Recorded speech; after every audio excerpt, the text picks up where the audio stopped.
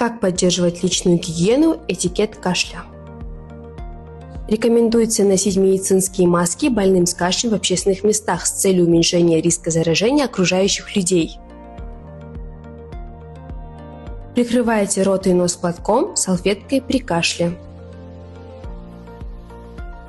Приучайтесь кашлять в локтевой сгиб при отсутствии платка, салфетки, а не в ладони, так как традиционное прикрывание рта ладонью приводит к распространению инфекции через руки и предметы.